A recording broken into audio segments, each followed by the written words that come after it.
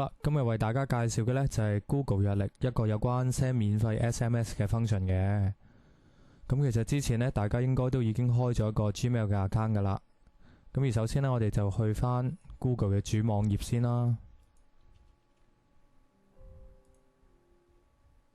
好啦，當我哋去到 Google 嘅主網頁嘅時候呢，咁其實喺上面呢，我哋會見到一個更多呢粒掣嘅。咁我哋 click 一 click 佢先。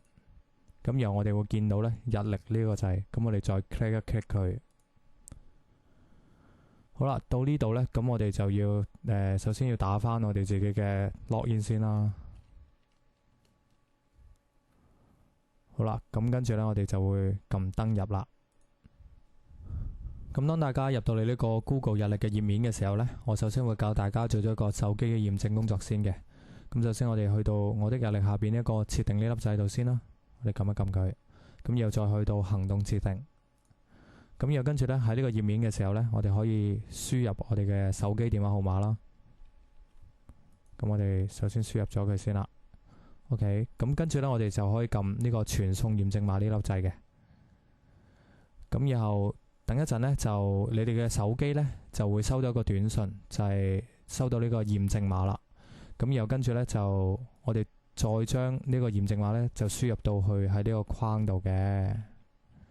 咁然後跟住呢，我哋就撳完成設定呢，咁就 OK 噶啦。跟住我哋可以撳儲存。咁之後呢，大家呢，就應該會嚟到呢個頁面啦。咁就有活動提醒啦，同埋呢個選擇通知形式嘅。咁而為咗方便去解釋呢，咁我將會開多一個 window 呢，咁去解釋俾大家知道嘅。咁我而家呢，就開咗一個同樣嘅 Windows 出嚟啦。咁但係其實大家都唔使做呢一步嘅。咁即係放我去一陣去解釋得更加清楚嘅啫。咁依家呢，就請大家去撳咗呢個返回日曆呢一個掣先。咁又去到呢度呢，大家會見到一個日曆嘅頁面啦。咁其實呢度就係佢嘅時間日期啦。咁呢個就係佢嘅時間啦。咁樣。咁又跟住，譬如我哋舉個例子，我哋想喺10月31號嘅下午10點鐘，我哋想有一個嘅 meeting 咁樣啦，譬如係10點到11點嘅。咁我哋跟住呢，就 left click 呢一點，跟住就向下拉。咁又跟住呢，就大家可以見到呢，就有一個活動出咗嚟啦。咁跟住我哋放手啦。咁又跟住就有個框框就出咗嚟啦。咁我哋可以打即係呢啲事項嘅。咁其實我哋可以再撳呢一個編輯活動詳細資料。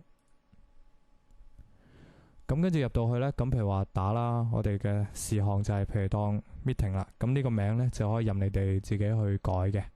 咁又跟住呢度就係時間啦，咁地點可以譬如自己打啦，咁譬如 place one 咁樣啦。咁當大家入咗地點呢一個項目之後呢，咁其實大家可以喺下邊見到日曆呢一個項目啦。咁其實日曆呢個項目呢，係我哋遲啲可以建立到一啲新嘅日曆出嚟呢，去同自己嘅組員呢去共用嘅。咁呢一個呢，我會遲啲再教大家噶啦。咁由下邊呢，大家去睇一睇就係有選項，咁有提醒。咁其實呢個提醒係咩呢？就係話其實當即係譬如呢一個嘅 meeting，佢開始就係話係2009年嘅10月31號嘅下晝10點啦。咁佢呢就會喺呢個活動嘅譬如10點鐘。咁佢10分鐘前，咁佢呢就可以用電子郵件去提醒你啦。咁呢個時間同埋呢個方式呢，你哋都可以自己去選擇嘅。咁而好啦，咁我撳一撳呢度啦。咁其實大家會見到 SMS 啦。咁其實呢，大家呢就可以呢就轉用呢個 SMS 去就係譬如話幾多分鐘之前啦，譬如可能呢度係有呢個小時啦，幾多日啊，咁我哋都可以揀嘅。咁譬如我想揀係20分鐘。咁又譬如話我唔想彈出視窗，彈出式視窗，咁都唔使嘅。咁通常呢，我哋都係用 email 或者係 SMS 提醒我哋嘅啫。咁譬如呢個多餘呢，咁係我哋可以撳移除嘅，係啦。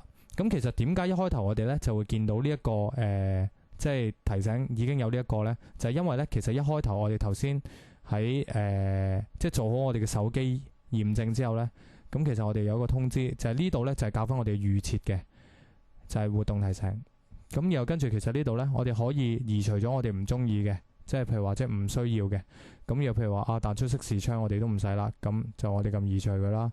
咁譬如話呢個電子郵件我想 keep 嘅，咁我想再加多個SMS 係啦。咁譬如話我想20分鐘嘅，咁就得噶啦。咁又跟住呢，就撳儲存，咁就可以噶啦。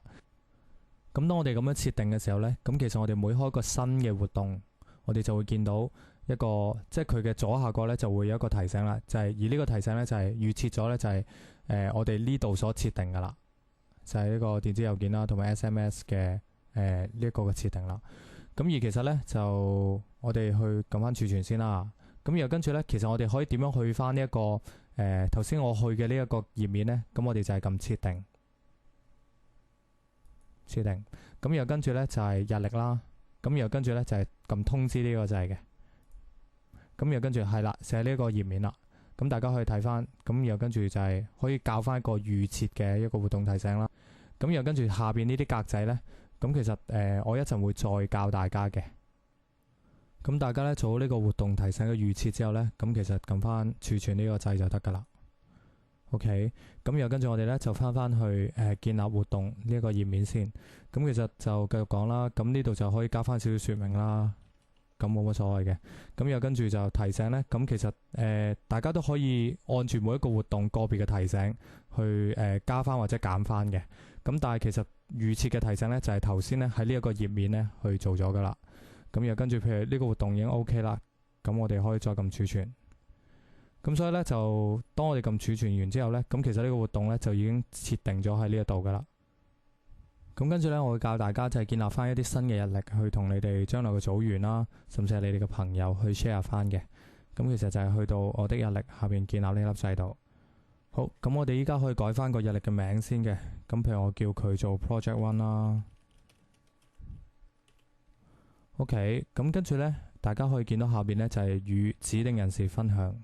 呢度嘅，咁其實呢度呢，就係話你可以去 share 翻俾唔同嘅組員啦，甚至你嘅朋友。咁呢，呢度就係打上佢哋嘅 email 啦。